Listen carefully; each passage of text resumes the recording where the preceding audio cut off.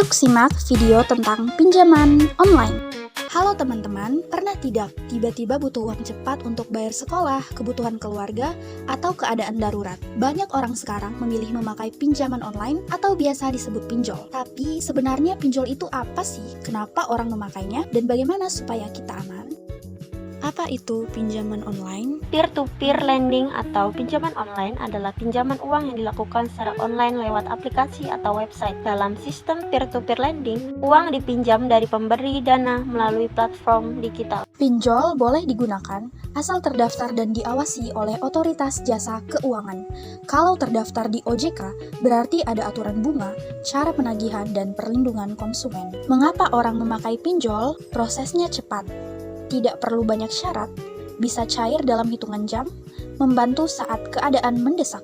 Contohnya, motor rusak untuk kerja, biaya kesehatan, atau kebutuhan sekolah anak. Pinjol bisa membantu, tetapi harus dipakai dengan bijak, bukan untuk gaya hidup atau belanja yang tidak penting. Cara mencegah masalah pinjol. Pertama, bedakan kebutuhan dan keinginan. 2. Biasakan catat pengeluaran harian. 3. Buat aturan sederhana untuk diri sendiri. Misalnya tidak boleh berutang untuk belanja online, gadget, atau gaya hidup. 4. Siapkan dana darurat sedikit demi sedikit.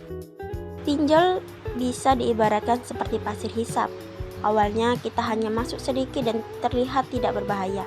Tetapi kalau panik lalu terus mengambil pinjaman baru untuk menutup yang lama, kita justru makin tenggelam. Cara keluar dari pasir hisap bukan dengan bergerak sembarangan, melainkan berhenti, tenang, dan mencari bantuan. Begitu juga dengan pinjol. Hentikan utang baru, buat rencana pembayaran, dan minta bantuan supaya bisa keluar pelan-pelan.